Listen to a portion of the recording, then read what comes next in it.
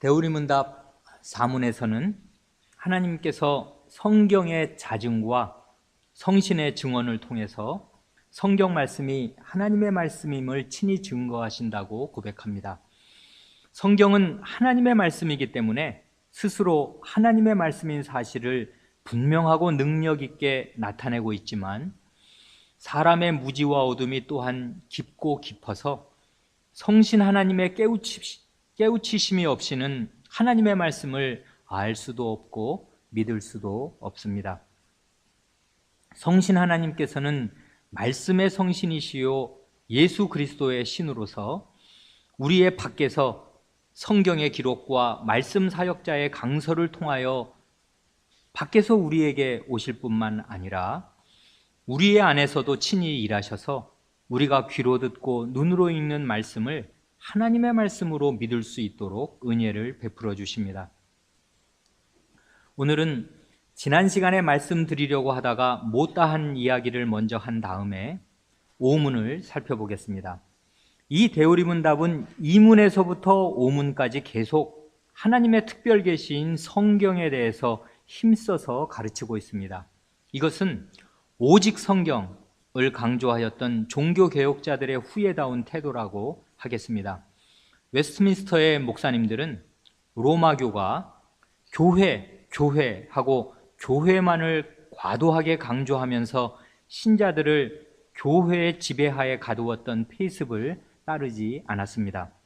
로마교는 성경에 무지한 신자들을 맹신의 상태에 방치하여 두었지만 개혁자들과 웨스트민스터의 목사님들은 모든 신자들이 성경 말씀을 읽고 부지런히 배워서 올바른 확신을 가지기를 바랐습니다. 그래서 신앙고백서나 대우리문답을 작성할 때 이렇게 맨 앞부분에서 성경에 대해서 집중적으로 가르치기도 한 것입니다.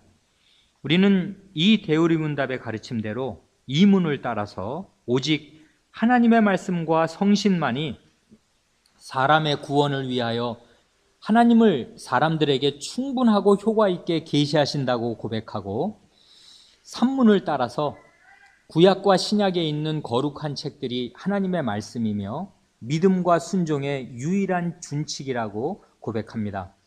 또한 4문을 따라서 성경은 그 장엄성과 순수성, 모든 부분의 일치성, 모든 영광을 하나님께 돌리는 성경 전체의 목적, 죄인들을 깨닫게 하여 돌이키게 하고 신자를 위로하고 세워서 구원에 이르게 하는 그 빛과 능력에 의하여 하나님의 말씀으로 명백히 드러난다고 고백합니다. 그런데 중세의 오랜 동안에는 성경이 그 당시 유럽 지식인의 공용어였던 라틴어로만 기록되어 있었습니다.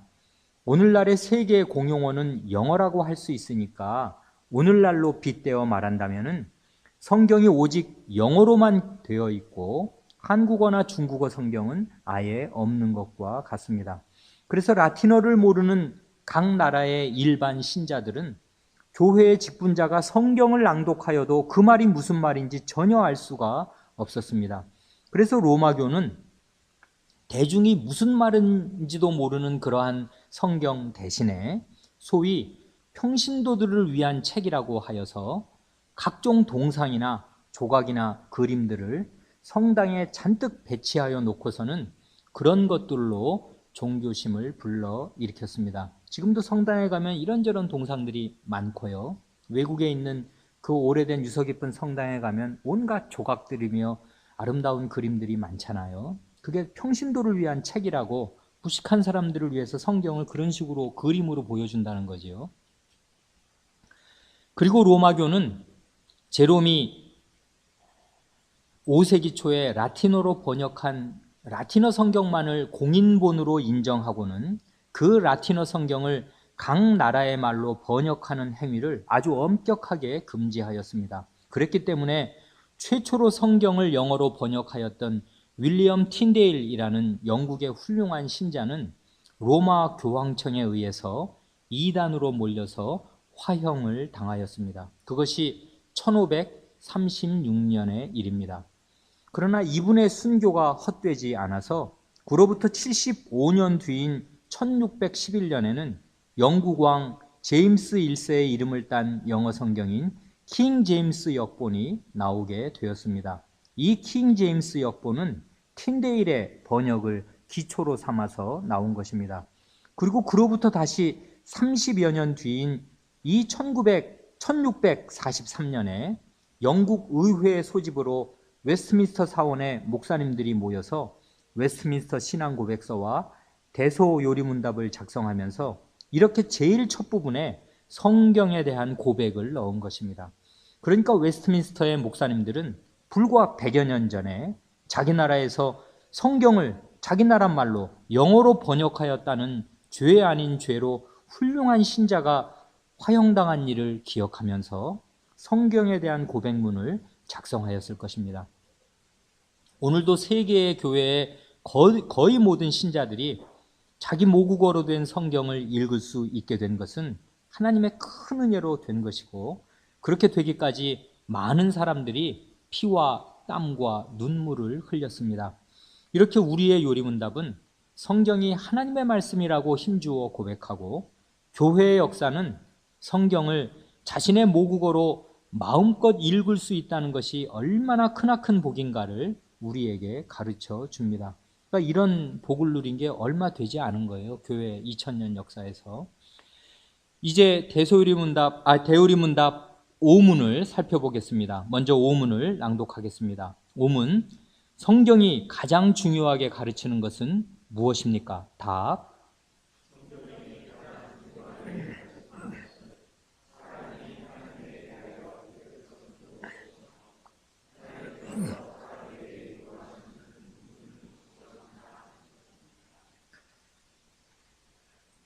앞에 3문에서는 구약과 신약의 성경이 하나님의 말씀이고 우리의 믿음과 순종의 유일한 준칙이라고 가르치는데, 이 5문에서도 성경이 가장 중요하게 가르치는 것은 결국 믿음과 순종이라는 취지로 말합니다.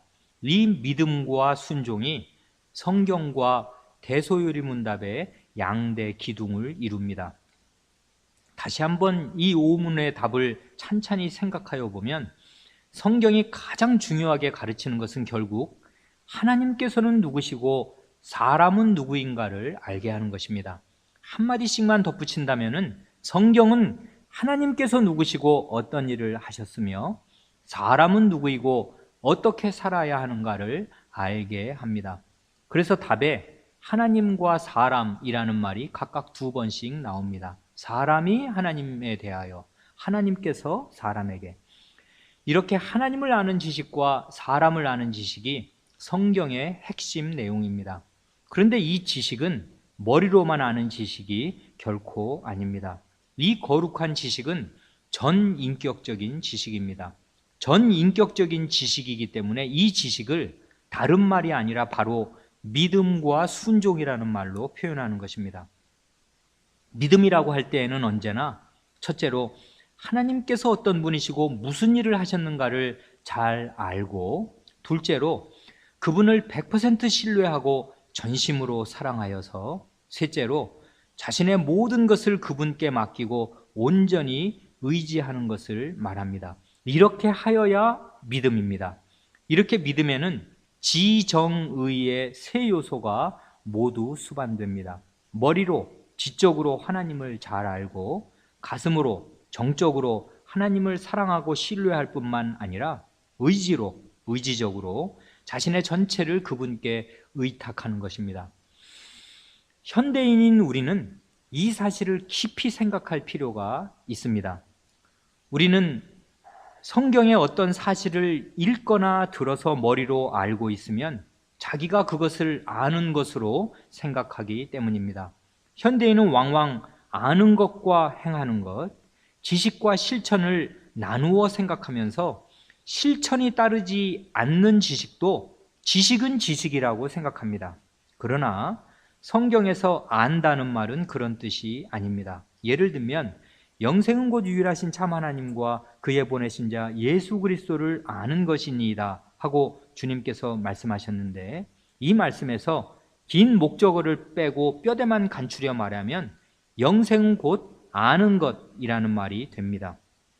그러니까 여기에서 아는 것이란 우리 현대인이 흔히 그렇게 알고 있는 머리로만 아는 지식을 말하는 것이 아닙니다. 우리나라 대통령의 이름이 무엇인가를 알거나 상대방의 명함에 쓰여 있는 직함 정도를 아는 식의 머리로만 아는 지식이 영원한 생명일 리가 없습니다. 이 구절에서 말하는 아는 것이란 인격적인 관계를 통해서 상대방을 아는 것을 말하고, 그러므로 전인적인 지식을 말하는 것입니다. 영원한 생명이란 하나님과 예수 그리스도를 알되 그분의 이름이 무엇이고 그분이 무슨 일을 하셨다더라 하는 정보를 아는 것이 아니라, 너희는 여호와의 선하심을 맛보아 알지어다 하는 말씀처럼 그분과의 거룩한 사귐을 통해서 그분이 어떤 분이신가를 맛보아 아는 것입니다. 이처럼 성경에서 말하는 알미란 관계적인 지식이고 사귀어서 아는 인격적인 지식입니다. 천사가 마리아에게 아들을 낳을 것이라고 하니까 마리아가 나는 사내를 알지 못하니 어찌 이 일이 있으리까 하고 말한 것처럼, 안다는 것은 여기선 성관계를 뜻하잖아요. 가장 내밀한 인격적 사귐을 말하는 것입니다. 그러니까 성경 말씀을 안다고 할 때에는 그 말씀의 능력을 충분히 맛보아 알아야만 비로소 성경을 알았다고 말할 수 있을 것입니다. 심지어 믿음에 대해서 생각할 때에도 어떤 사람들은 성경을 읽거나 강서를 듣고 이해가 되고 머리로 동의가 되면 나는 그렇게 믿는다 하고 쉽게 생각하여 버립니다. 그러나 듣고 이해가 된 그 말씀을 생활에서 실천하지도 않고 순종하지도 않아서 그 말씀의 위력을 맛보지도 못하고 그 말씀의 인도를 받지도 못한다면 그 믿음은 참된 믿음이 아닙니다. 순종이 수반되지 않는 그런 믿음은 귀신들도 가지고 있다고 야고보 선생은 말합니다. 네가 하나님은 한 분이신 줄을 믿느냐? 잘하는도다. 귀신들도 믿고 떠느니라. 귀신들은 하나님께서 유일신인 사실을 알고 있고 하나님의 능력도 잘 알고 있습니다. 그렇기 때문에 그 앞에서 벌벌 떱니다. 그런 정도에서는 귀신들도 하나님을 믿는다고 말할 수 있습니다. 도리어 많은 사람들은 하나님의 존재를 아예 믿지도 않고 믿지 않으니까 하나님을 두려워하지도 않는데, 그런 사람들보다는 오히려 귀신들이 하나님을 더 잘 믿고 있다고 말할 수 있겠습니다. 그러나 귀신들의 결정적인 문제는 하나님을 알면서도 하나님께 순종하지는 않는다는 것입니다. 그러므로 귀신들의 믿음은 참된 믿음이 아닙니다. 그래서 야고보 선생은 이와 같이 행함이 없는 믿음은 그 자체가 죽은 것이라 합니다. 행함이 없는 믿음, 순종이 없는 머리로만의 믿음은 귀신들의 믿음과 다를 것이 없는 죽은 믿음이고 올바른 믿음이 아닙니다. 야고보서에서 이렇게 말하는데 히브리서 기자도 믿음과 순종을 사실상 동일시합니다. 믿으면 당연히 순종하는 것이고 순종하지 않으면 믿지 않는 것이라 합니다. 그 예로 히브리서 3장 18, 19절을 보면 18절에서는 또 하나님이 누구에게 맹세하사 그의 안식에 들어오지 못하리라 하셨느뇨 곧 순종치 아니하던 자에게가 아니냐 하고 19절에서는 이로보건대 저희가 믿지 아니함으로 능히 안식에 하나님의 안식에 들어가지 못한 것이라 합니다. 이렇게 구약시대의 광야를 지났던 하나님의 백성 가운데 많은 사람이 결국 하나님의 안식에 들어가지 못한 이유를 18절과 19절에서 각각 들고 있는데 18절에서는 순종치 않았기 때문이라고 하고 19절에서는 믿지 않았기 때문이라고 합니다. 이렇게 순종과 믿음이 동일시 됩니다. 순종하는 사람이 믿는 사람입니다. 이렇게 순종과 믿음은 사실상 같은 것이기 때문에 이번에는 그 둘의 순서를 바꾸어서 말하기도 합니다. 11장 32절을 보면 믿음으로 기생 라합은 정탐꾼을 평안히 영접하였으므로 순종치 아니한 자와 함께 멸망치 아니하였도다 라고 합니다. 이 구절을 보면 믿음을 가진 라합과 기생 라합과 순종치 않은 여리고성의 다른 사람들이 대조됩니다. 이로 보면 믿는 사람은 곧 순종하는 사람이고 순종치 않는 사람은 곧 믿지 않는 사람입니다. 오문을 따르면 성경이 가장 중요하게 가르치는 것은 먼저 사람이 하나님에 대하여 믿을 것은 무엇인가 하는 것입니다. 하나님에 대해서 믿어야 할 자세한 내용들은 앞으로 6문에서 90문을 차례차례 읽어나가면서 차근차근 살펴보기로 하고, 오늘은 5문에서 제시한 증거성구 5구절을 중심으로 간단하게 살펴보겠습니다. 첫 번째 증거성구가 가르쳐주는 것은 사람이 하나님에 대하여 믿을 것은 무엇인가 할 때 가장 먼저 하나님을 창조주로 믿어야 한다는 것입니다. 성경 말씀의 제일 첫 마디는 태초에 하나님이 천지를 창조하시니라 하는 것이고, 사도신경의 제일 첫 조항도 전능하신 성부 하나님 천지의 창조주를 나는 믿사오며 하는 것입니다. 이 세상의 물건은 공산품이든 수제품이든 다 만든 사람이 있고 주인이 있듯이 이 천지 만물을 지으신 분은 하나님이시고, 그러니까 주인도 하나님이십니다. 그러니까 사람의 생명과 재산도 본래는 다 하나님의 것이고 하나님께서 주인이십니다. 히브리서 11장 3절에서는 믿음으로 모든 세계가 하나님의 말씀으로 지어진 줄을 우리가 아나니 보이는 것은 나타난 것으로 말미암아 된 것이 아니니라 합니다. 하나님께서 창조주이신 것을 우리가 아는데, 이 안다는 말이 히브리서에서 대단히 강력한 언어입니다. 너희들은 모르나 우리는 안다, 그런 말이거든요. 우리가 아는데 어떻게 아느냐 하면 하나님께서 말씀하여 주신 사실을 그대로 믿어서 압니다. 하나님의 말씀인 성경이 가르쳐 주시는 대로 믿음으로써 하나님의 창조를 아는 것입니다. 믿는 것이 아는 것의 기반이 되는 거죠. 그러니까 하나님께서는 하나님의 말씀으로 창조도 하시고 또 자신이 창조하셨다는 사실을 하나님의 말씀으로 계시도 하여 주시는 것입니다. 그러므로 창조의 말씀과 계시의 말씀이 다 하나님의 말씀입니다. 창조의 말씀이 그토록 능력이 있어서 아무것도 없는 중에서 모든 천지 만물을 만들어 내셨다면은 계시의 말씀도 본질상 그와 동일한 능력을 발휘하는 하나님의 말씀인 것입니다. 그래서 바울 사도는 고린도후서 4장 6절에서 말하기를, 이게 창조와 계시를 함께 언급하는 구절 아니에요. 말씀을 매개로 어두운 데서 빛이 비치리라 하시던 그 하나님께서, 창조의 하나님이죠, 예수 그리스도의 얼굴에 있는 하나님의 영광을 아는 빛을 우리 마음에 비추셨느니라 합니다. 계시의 하나님을 여기서는 말하잖아요. 예수 그리스도의 얼굴에 있는 하나님의 영광을 아는 빛을 우리 마음에 비추셨다는 말은 결국 우리에게 예수 그리스도의 복음을 사도를 통해서 전해주셨다는 뜻인데, 어떤 하나님께서 그렇게 사도를 통해서 이 복음을 전해주셨는가 하면, 태초에 빛이 있으라, 어두운 데서 빛이 있으라 하고 말씀으로 빛을 창조하신 하나님께서 복음의 빛도 우리의 마음에 비추어 주셨다고 합니다.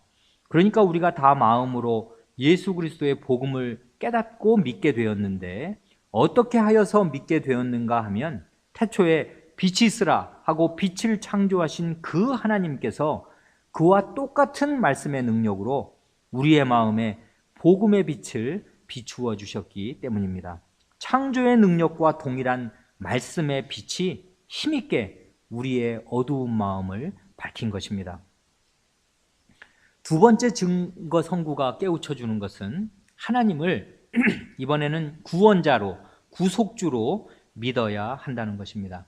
출애굽기 34장 5절로 7절은 말씀하기를, 여호와께서 구름 가운데 강림하사 그와 모세와 함께 거기 서서 여호와의 이름을 반포하실세, 여호와께서 그의 앞으로 지나시며 반포하시되 여호와로라 여호와로라, 자비롭고 은혜롭고 노하기를 더디하고 인자와 진실이 많은 하나님이로라, 인자를 천대까지 베풀며 악과 과실과 죄를 용서하나 형벌받을 자는 결단코 면죄하지 않고 아비의 악을 자여손 3, 4대까지 보응하리라 합니다.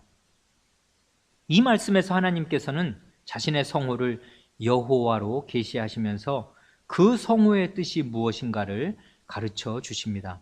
여호와라는 성호는 하나님의 백성의 구원과 밀접한 관계를 가진 구원의 성호이고 언약의 성호입니다. 여호와라는 성호의 뜻을 좀 더 알기 위해서 먼저 출애굽기 6장 2절로 5절을 보면 하나님이 모세에게 말씀하여 가라사대 나는 여호와로라. 내가 아브라함과 이삭과 야곱에게 전능의 하나님으로 나타났으나 나의 이름을 여호와로는 그들에게 알리지 아니하였고 가나안 땅 곧 그들의 우고하는 땅을 주기로 그들과 언약하였더니 이제 애굽 사람이 종을 삼은 이스라엘 자손의 신음을 듣고 나의 언약을 기억하노라 하고 말씀합니다. 하나님께서 일찍이 이스라엘의 족장들과 언약을 맺으셨지만 그들의 당대에는 그 언약이 대체로 약속의 형태로만 주어졌지 그 언약이 대규모로 확실하게 성취되는 일은 아직 일어나지 않았습니다. 그래서 내가 아브라함과 이삭과 야곱에게 전능의 하나님으로 나타났으나 나의 이름을 여호와로는 그들에게 알리지 아니하였고 라고 말씀하신 것입니다. 그러시던 하나님께서는 모세 시대에 출애굽의 큰 구원을 통해서 자신이 여호와이신 사실을 확실하게 나타내셨습니다.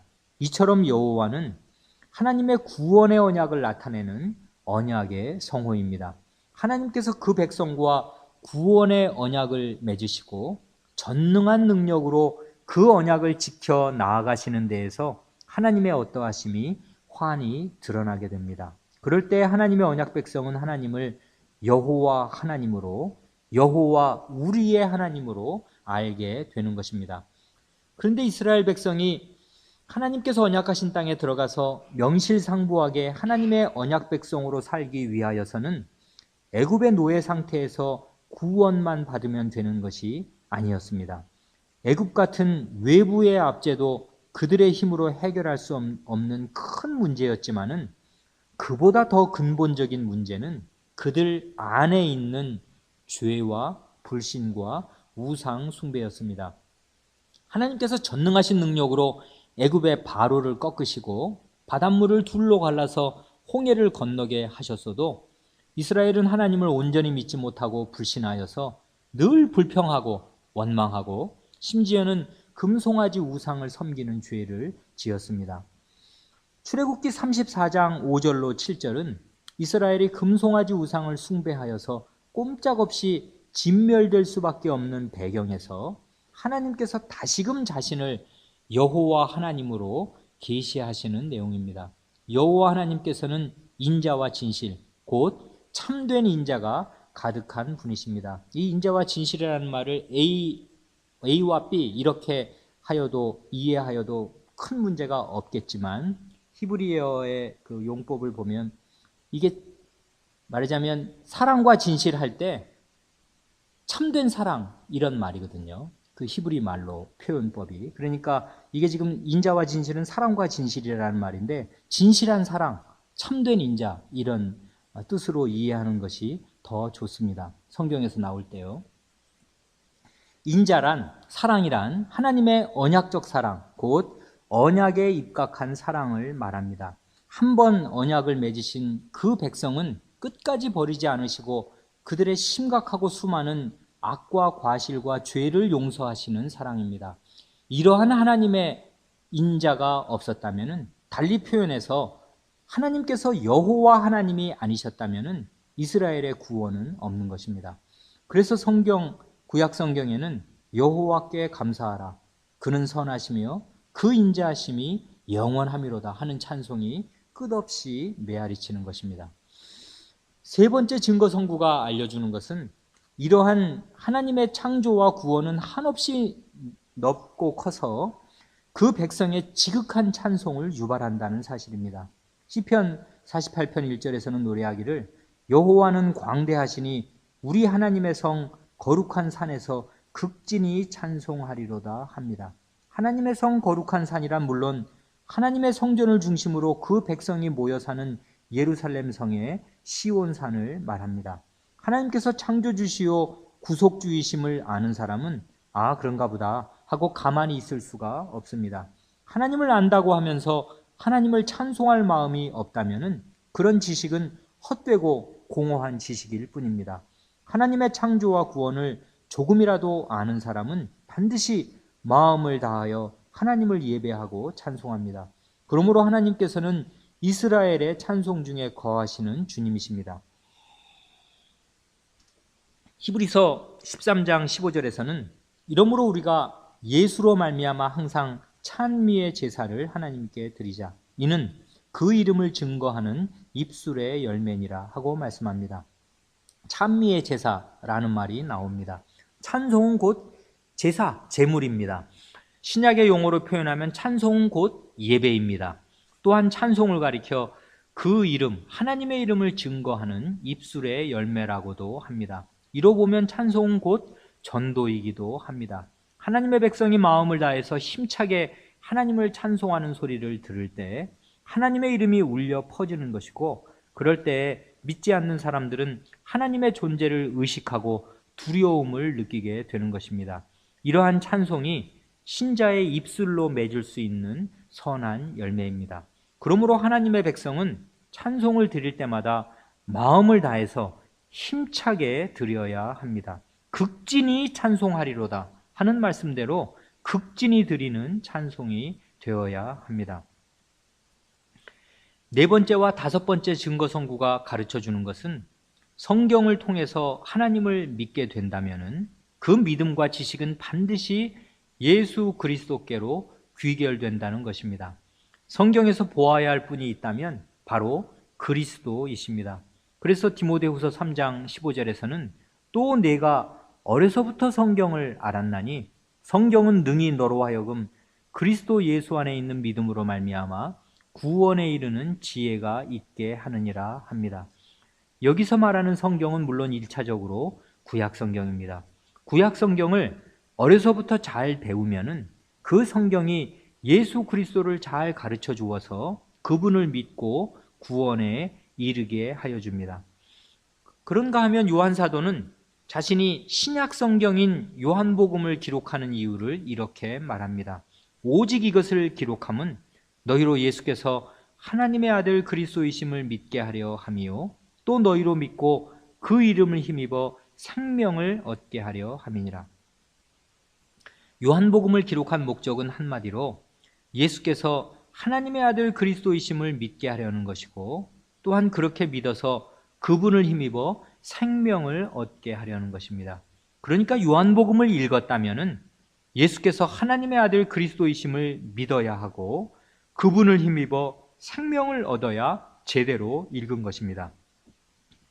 그러므로 구약 성경이나 신약 성경을 읽고 배우는 목적은 모두 하나님의 아들이신 예수께서 우리의 그리스도가 되심을 믿고 그리스도를 힘입어 영원한 생명을 얻는 것입니다. 디모데후서 3장 15절에서 구원에 이른다고 한 말이나 요한복음 20장 31절에서 생명, 영원한 생명을 얻는다고 한 말은 결국 같은 것입니다. 구원은 죄로부터의 구원이고 죄의 싹은 사망이기 때문에, 거기 사도행전이 아니라 로마서 6장 23절이죠. 오타가 났습니다. 죄의 싹은 사망이기 때문에 사망에서 생명으로 옮겨지는 것이 바로 구원이기 때문입니다.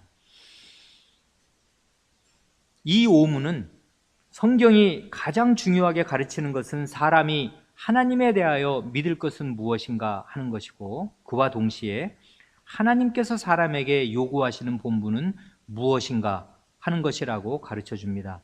사람의 본분과 관련해서 제시된 증거 선구는 세 구절입니다. 이번에는 역순으로 살펴보겠습니다.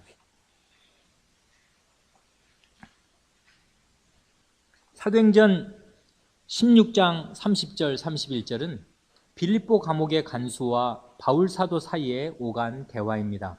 그 간수가 저희를 데리고 나가 가로되 선생들아 내가 어떻게 하여야 구원을 얻으리까 하거늘 가로되 주 예수를 믿어라 그리하면 너와 네 집이 구원을 얻으리라. 바울 사도는 빌립보의 그 간수에게 그 사람이 이제까지 알지 못하였던 새로운 주인을 알려줍니다. 주 예수님을 믿으면 구원을 얻는다 합니다. 그러므로 예수님을 알되 주와 구주로, Lord and Savior, 주와 구주로 아는 것이 구원을 얻는 길입니다. 예수님을 그저 구원자, Savior로만 알고 주님, Lord로는 알지 않아서 구원받고 난 다음에는 자기 마음대로 산다면은 그 사람이 받았다고 생각하는 구원은 참된 구원이 아닙니다. 성경은 주 예수를 믿어야 구원을 얻는다고 말씀하기 때문입니다. 두 번째로 디모데후서 3장 15절에서 17절에서 바울 사도는 말하기를 또 내가 어려서부터 성경을 알았나니 성경은 능히 너로 하여금 그리스도 예수 안에 있는 믿음으로 말미암아 구원에 이르는 지혜가 있게 하느니라. 모든 성경은 하나님의 감동으로 된 것으로 교훈과 책망과 바르게 함과 의로 교육하기에 유익하니 이는 하나님의 사람으로 온전케 하며 모든 선한 일을 행하기에 온전케 하려 함이니라 합니다. 성경은 예수님을 그리스도로 믿게 하여서 완전한 구원에 이르게 하는데 어떻게 그 사람을 구원에 이르게 하는가 하면 교훈도 하고 책망도 하고 그릇된 것을 바르게 하여 주기도 하고 의가 무엇인가를 교육하여 주기도 하여서 온전한 사람으로 만들어주고 그와 동시에 온전한 선행을 하게 하여 줌으로써 구원에 이르게 합니다. 결국 성경을 통해서 하나님께서 사람에게 요구하시는 본분은 온전한 인격을 가진 온전한 사람이 되어서 온전한 선행을 하라는 것입니다. 신명기 10장 12, 13절이 그와 똑같은 교훈을 가르쳐 줍니다. 이스라엘아, 내 하나님 여호와께서 내게 요구하시는 것이 무엇이냐? 곧 내 하나님 여호와를 경외하여 그 모든 도를 행하고 그를 사랑하며 마음을 다하고 성품을 다하여 내 하나님 여호와를 섬기고 내가 오늘날 내 행복을 위하여 내게 명하는 여호와의 명령과 규례를 지킬 것이 아니냐. 이것이 구약의 언어로 표현하는 온전한 인간상이고 온전한 선행입니다. 곧 하나님을 경외하는 마음을 품고서 주인이신 그분이 앞서가시는 길을 조용히 따라가는 것입니다. 그 모든 도를 행하고 여호와를 경외하여 그 모든 도를 행하고 할 때 그 모든 도를 행하고라는 말은 곧 그분께서 앞서가시는 모든 길을 따라 걷는다는 말입니다. 또한 주인이신 그분을 마음으로 사랑하여서 정성을 다해 섬기고 그렇기 때문에 주인님이 말씀하시는 것은 무엇이든지 그대로 지키고 순종합니다.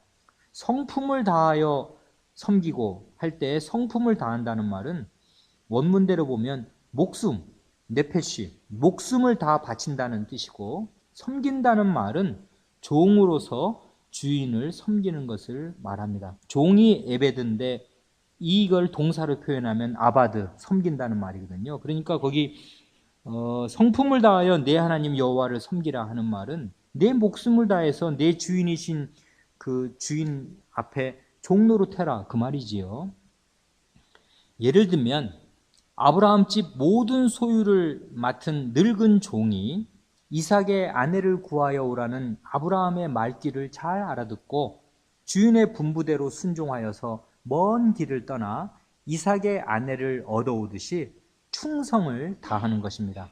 또한 다윗이 블레셋과 대치하던 중에 거의 혼잣말에 가깝게 베들레헴 성문 곁 울문물을 누가 나로 마시게 할꼬 하고 말하였을 때 세 용사가 자기 목숨을 아끼지 않고 블레셋 군대를 뚫고 나아가서 기어코 베들레헴 성문 곁에 있는 그 울물물을 길어온 것과도 같은 것입니다.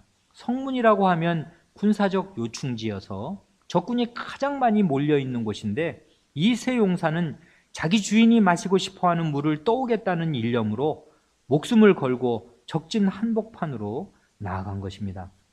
또한 이사야 예언자는 자신의 주인이신 하나님께서 내가 누구를 보내며 누가 우리를 위하여 갈꼬 하고 말씀하셨을 때 내가 여기 있나이다 나를 보내소서 하고서 기꺼이 자기 자신을 들여서 주인의 뜻에 순종하였고 그 부르심에 충실하게 살다가 전설을 따르면 톱으로 켜서 죽임을 당하는 순교의 자리에까지 나아갔습니다.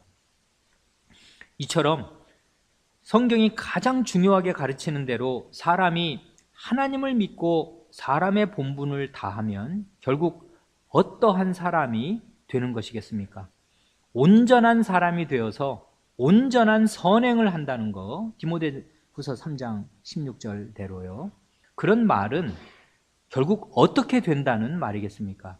오늘은 용서라는 한 가지 점만을 들어서 말씀드리겠습니다. 요셉은 17살 된 자기를 남의 나라의 종으로 팔아먹은 형들을 마음으로 용서하고 그 형들과 그들의 자식들을 보호하고 먹여 살릴 후견인으로 자처하였습니다. 형들의 악한 행위를 생각하면 치가 떨리고 자다가도 벌떡 일어날 정도가 되고도 남았을 텐데 요셉의 그 넓은 아량은 어디에서 온 것입니까? 그는 하나님의 언약이 무엇인가를 알고 그 언약 안에서 자기와 자기의 형들을 발견한 것입니다. 하나님께서 자기의 증조 할아버지 아브라함에게, 아버지는 야곱, 할아버지는 이삭, 증조 할아버지가 아브라함 아니에요. 자기 증조 할아버지 아브라함에게 내가 너와 내 후손의 하나님이 되리라, 아브라함 너와 내 후손의 하나님이 되리라 하신 그 언약의 말씀을 자기 아버지 야곱에게 배웠을 때 하나님께서 자기와 자기의 형들의 하나님이 되어주시겠다고 약속하신 사실을 알았습니다. 자기가 볼 때에도 형들의 죄는 도저히 용서받을 수 있는 죄가 아닌데 자기보다 1000만 배나 더 공의로우시고 소돔과 고모라를 유황불로 심판하신 그분께서 자기 형들의 하나님이 되어주시겠다고 언약하셨다면 그 하나님의 사랑과 용서는 얼마나 큰 것인가를 알았고 하나님의 언약은 과연 사랑과 구원의 언약인 사실을 알았습니다. 그래서 요셉은 형들에 대한 미움과 원한이 자기 마음에 자리를 잡으려고 할 때마다 그 언약의 말씀을 골수에 사무치도록 새기고 또 새겼을 것입니다. 그 결과 그 언약의 말씀 안에서 하나님께서 누구신가를 알고 자기와 자기의 형들은 누구인가를 알아서 원수와 다름없는 자기 형들을 마음으로 용서하고 그들을 보살피기에 이른 것입니다. 창세기 50장 19절로 21절을 보면 요셉이 형들에 대한 최종적인 입장을 밝히는 말이 나옵니다. 요셉이 그들에게 이게 아버지가 죽고 나서 형들이 이제 큰일 났다, 우리 아버지까지 돌아가셨으니 이제 요셉이 우리 원수가 아프면 어떻게 하냐 하고서 꿇어 엎드려 용서를 빌 때 한 말이잖아요. 요셉이 그들에게 이르되 두려워 마소서, 내가 하나님을 대신하리이까. 당신들은 나를 해하려 하였으나 하나님은 그것을 선으로 바꾸사 오늘과 같이 만민의 생명을 구원하게 하시려 하셨나니 당신들은 두려워 마소서, 내가 당신들과 당신들의 자녀를 기르리이다 하고 그들을 간곡한 말로 위로하였더라. 요셉 때에는 모세 오경조차 없었고 이게 창세기 마지막이니까 창세기밖에 없었을 거 아니에요. 그 계시의 내용이라는 게 오직 구두로 전달된 언약의 말씀밖에 없었을 것입니다. 그래도 그것이 구약 곧 옛 언약의 말씀입니다. 오늘날 66권의 성경을 가진 우리가 햇빛 같은 진리 가운데 살고 있다면 요셉은 촛불도 안 될 빛 가운데 살았던 사람인데도 하나님의 언약의 말씀을 제대로 믿었기 때문에 그렇게 온전한 사람이 되어서 온전한 선행을 할 수 있었습니다. 이러한 해석은 성경의 지지를 받습니다. 히브리서 기자는 히브리서 11장에서 믿음으로 살았던 모범적인 위인들을 열거하여 나가는데 요셉에 대해서 한 말은 단 한마디입니다. 요셉의 그 곡절 많은 인생을 생각할 때 할 말이 얼마든지 많이 있었겠습니다마는 믿음의 관점에서 요셉의 일생을 바라볼 때 히브리서 기자가 가장 중요하게 본 것은 단 한 가지입니다. 히브리서 기자는 히브리서 11장 22절에서 이렇게 말합니다. 이게 요셉의 전일생에 대한 단 한 줄의 평가입니다. 믿음으로 요셉은 임종시에 이스라엘 자손들의 떠날 것을 말하고 또 자기 해고를 위하여 명하였으며, 이 한마디밖에 없거든요. 히브리서 기자는 요셉이 태어나면서부터 죽을 때까지 겪었거나 행하였던 수많은 일들은 하나도 언급하지 않고 오직 그가 죽기 직전에 남긴 유언만을 언급합니다. 그 유언의 내용은 이스라엘 자손이 장차 이 애굽을 떠난다는 것이고, 그렇게 떠날 때에 자기 해고를 어떻게 하여 달라는 부탁입니다. 요셉의 유언은 창세기 마지막 장 50장 24절 25절에 기록되어 있습니다. 요셉이 그 형제에게 이르되 나는 죽으나, 110세로 죽잖아요. 나는 죽으나 하나님이 너희를 권고하시고 너희를 이 땅에서 인도하여 내사 아브라함과 이삭과 야곱에게 맹세하신 땅에 이르게 하시리라 하고, 요셉이 또 이스라엘 자손에게 맹세시켜 이르기를 하나님이 정녕 너희를 권고하시리니 너희는 여기서 내 해고를 메고 올라가겠다 하라 하였더라. 여기 하나님이 정녕 너희를 권고하시리니 할 때, 권고하다는 말은 우리말로 하면은 돌아볼 권 돌아볼 고자잖아요. 돌아봐준다, 후견인처럼 돌봐준다, 그런 뜻인데, 그 말이 물론 좋은 말입니다만은 원래 뜻은 찾아온다, 방문한다, 그런 뜻이라고 말씀드렸죠. To visit, 방문한다, 찾아. 하나님이 너희 틀림없이 찾아오실 거니까, 그러니까 너희는 그때 내 해고를 메고 올라가라, 그렇게 이제 말했습니다. 히브리서 기자는 창세기에서 요셉의 유언을 읽을 때 그 유언의 내용이 요셉의 일생을 올바르게 이끌었던 원동력이고 그의 믿음의 핵심임을 알았습니다. 요셉은 하나님께서 자기의 증조 할아버지 아브라함에게 그의 후손이 이방에 객이 되어 노예 생활을 하다가 400년 만에 가나안 땅으로 돌아오게 될 것을 약속하신 그 언약의 말씀을 철석같이 믿었습니다. 그 언약대로 하나님께서 자기 백성을 찾아오셔서 그 백성을 이끌고 약속하신 가나안 땅에 이르게 하실 것입니다. 그런데 자기는 이제 늙어 죽게 되어서 자기 성전에는 그 언약이 이루어지는 것을 볼 수도 없을 뿐만 아니라 자신은 신분이 애굽의 총리인지라 가나안 땅으로 가서 장례를 치를 수도 없고 가나안 땅에 묻힐 수도 없습니다. 그러니 하나님의 언약이 이루어지는 날 너희가 이 애굽 땅을 떠나 가나안으로 갈 때, 그때는 이미 내가 땅에 묻혀 살이 다 썩어서 해골만 남아있을지라도 내 해골을 꼭 챙겼다가 가지고 가서 하나님께서 언약하신 그 땅에 묻어다오 하는 것입니다.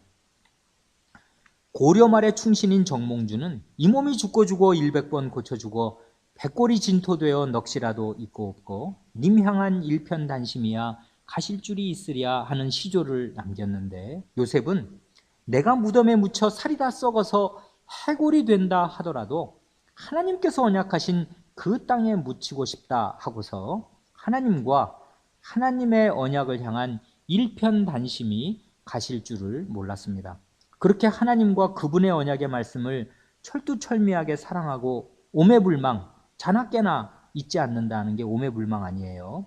자나깨나 잊지 않고 사모하였기 때문에 자기의 형제들이 실은 원수와 다름없어서 도무지 용서할 수 없는 상처를 자기 자신에게 안겨주었지만은 그 형제들이 하나님의 언약 안에 포함되어 있다는 사실을 알고서 그들을 용서하고 사랑하고 오히려 그들을 보호하고 먹여 살린 것입니다. 이렇게 하나님의 언약의 말씀을 믿는 믿음이, 줄여서 말하면 하나님의 언약의 말씀이 요셉을 온전한 사람으로 장성시킨 것이고 예수님의 희생적 사랑을 예표할 만한 온전한 선행을 할 수 있게 만들어 준 것입니다. 이렇게 언약의 말씀은 하나님의 사람으로 온전케 하며 모든 선한 일을 행하기에 온전케 하여 줍니다. 그러면 모세는 또한 어떤 사람이 되어서 어떤 선행을 하였습니까? 모세는 애굽의 모든 보화보다 애굽의 노예인 하나님의 백성과 함께 고난받는 것을 더 큰 재물로 여겨서 평생을 수고하였지만은 그 백성의 원망과 비방과 반역을 여러 번 겪고 심지어 돌에 맞아 죽을 뻔한 일을 당하기도 하였습니다.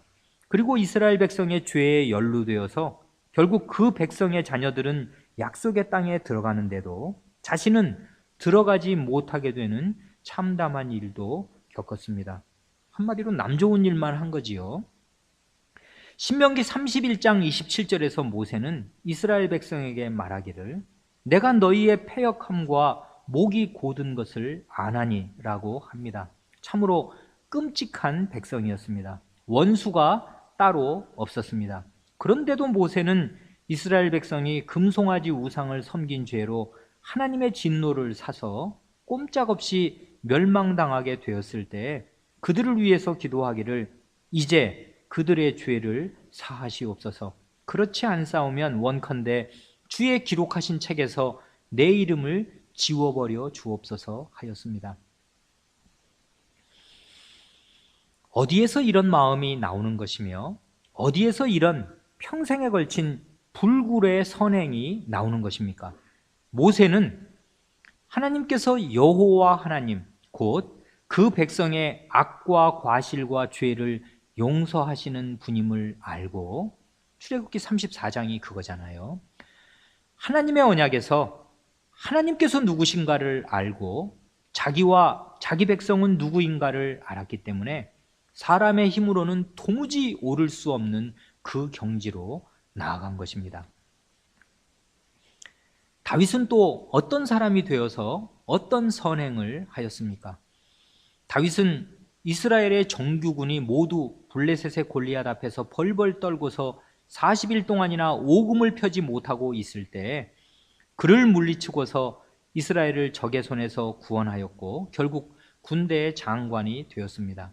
그렇지만은 그 바람에 사울 왕의 시기심의 표적이 되어서 사울이 죽는 날까지 오랜 세월 동안 사선을 넘나들면서 쫓겨다녔고 심지어 적국인 블레셋으로 넘어가서 망명 생활을 하기도 하였습니다. 다윗은 사울 왕을 죽일 수 있는 절호의 기회가 2번이나 왔어도 2번 다 그를 살려주었습니다마는 사울은 끝까지 은혜를 원수로 갚았습니다. 그러고 죽었습니다. 그러나 다윗은 사울이 전사하였을 때 슬픈 노래인 활노래를 지어서 그의 죽음을 진심으로 애도하였습니다. 사무엘하 1장을 보면 이스라엘아 너의 영광이 산 위에서 죽임을 당하였도다. 오호라 두 용사가 엎드러졌도다. 죽은 자의 피에서 용사의 기름에서 요나단의 활이 물러가지 아니하였으며 사울의 칼이 헛되이 돌아오지 아니하였도다. 사울과 요나단이 생전에 사랑스럽고 아름다운 자러니 죽을 때에도 서로 떠나지 아니하였도다. 저희는 독수리보다 빠르고 사자보다 강하였도다. 이스라엘의 딸들아 사울을 슬퍼하여 울지어다. 저가 붉은 옷으로 너희에게 화려하게 입혔고 금 놀이개를 너희 옷에 채웠도다. 오호라 두 용사가 전쟁 중에 엎드러졌도다. 만약 이 애가가 진심에서 우러나온 것이 아니라 가식이나 위선이었다면 각 사람의 마음을 아시는 하나님께서 보실 때에 가증한 시였을 것이고 성경책에 기록되지 못하였거나 혹은 기록되었더라도 위선의 증거라는 꼬리표를 달았을 것입니다. 다윗도 우리와 같은 성정을 가진 사람인데 어떻게 이런 마음자리에 이룰 수 있었던 것입니까? 그는 사울이 하나님의 기름 부으심을 받은 왕임을 알았습니다. 사울을 왕으로 세우신 분은 하나님이심을 알고 하나님을 존중하여서 사울을 존중하였습니다. 그리고 사울이 하나님의 기름 부음을 받은 왕으로서 한때는 성신의 충만한 감동을 받아서 암몬과 블레셋 같은 적국의 손에서 하나님의 언약 백성을 구하여낸 사실을 잊지 않고 기억하였습니다. 아까 그 활노래의 내용이 전승을 기념하는 건데 이런 얘기를 지금 하는 거지요. 자기 나라 구하였던 과거의 좋은 기억만 지금 노래로 읊는 거지요. 이스라엘이 어떤 나라인지, 하나님의 나라가 무엇인지, 하나님 나라의 왕은 누가 세우는 것인지를 하나님의 말씀에서 배워서 알았습니다. 결국 다윗도 하나님의 언약의 말씀을 믿고 그 언약 안에서 자기를 발견하고 사울 왕을 발견한 것입니다. 그래서 사람의 힘으로는 할 수 없는 용서를 할 수 있었습니다. 이렇게 하나님의 말씀이 다윗을 온전한 사람으로 길러서 온전한 선행을 할 수 있게 하여 준 것입니다.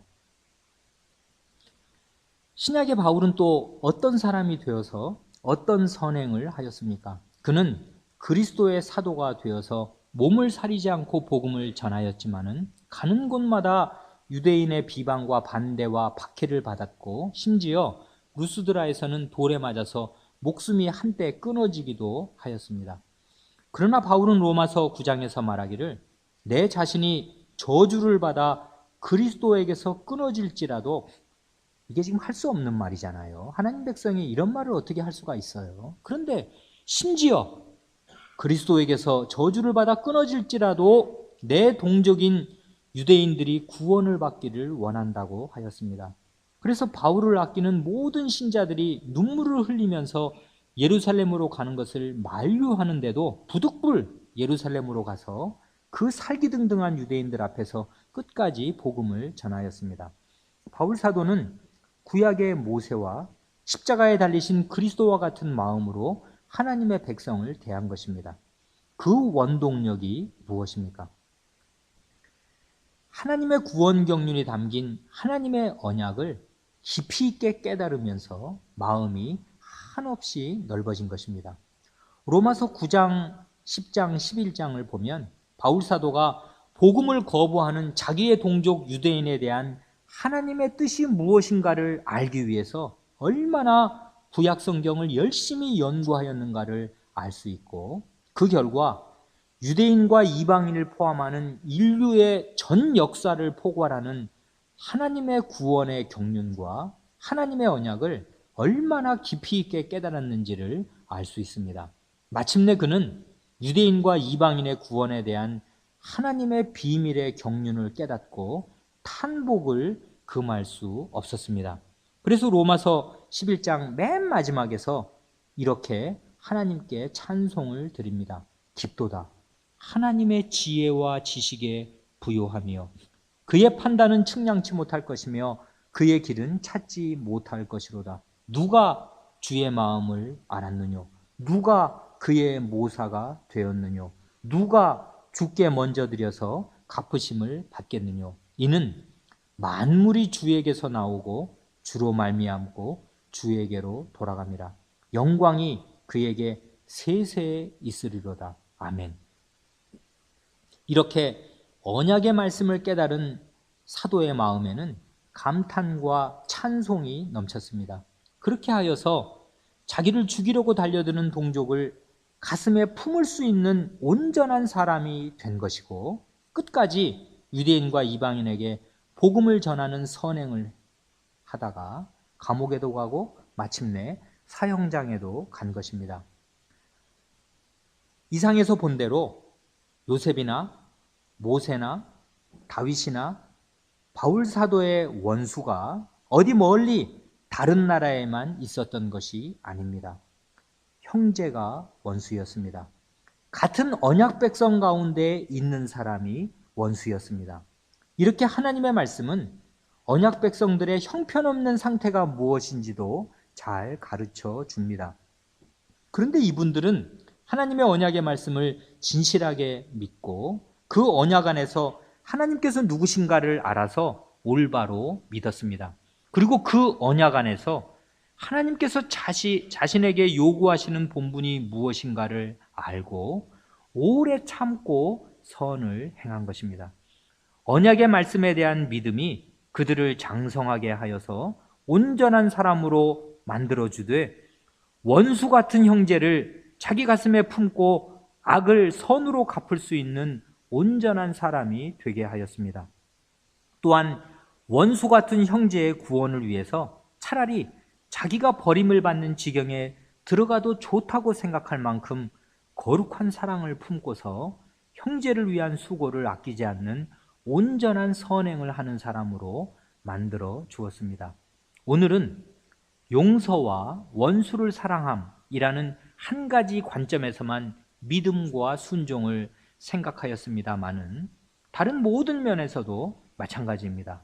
이처럼 하나님의 말씀인 성경은 우리로 하여금 하나님께서 어떤 분이신가를 바르게 알고 믿게 하여 줌으로써 우리를 온전한 사람으로 자라게 하여 줄 뿐만 아니라 온전한 선행을 할 수 있도록 만들어 줌으로써 하나님께서 사람에게 요구하시는 본분을 행할 수 있게 하여 줍니다. 다 같이 오문을 낭독하고 마치겠습니다. 오문. 성경이 가장 중요하게 가르치는 것이 무엇입니까? 답.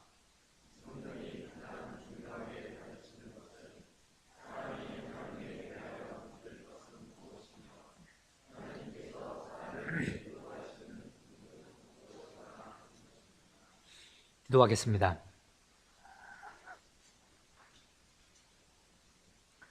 주님, 오늘 저희가 대우리문답 오문의 뜻을 생각하면서 구약과 신약의 성경이 모두 하나님의 말씀인 사실과 그 말씀이 저희의 믿음과 순종의 준칙이 됨을 살펴보았사옵니다. 주님, 저희는 주님의 것이요 주님의 종이오니 늘 주인이신 주님의 말씀을 듣고 그 뜻대로 온전히 순종하는 생활을 하게 하여 주시기를 구하옵니다. 저희로 하여금 하나님 아버지의 언약의 말씀에 깊은 뜻을 깨닫게 하여 주셔서 그리스도인이라는 이 거룩한 이름에 걸맞게 저희가 각각 어떠한 사람이 되어야 할 줄을 알게 하여 주시기를 간구하옵니다.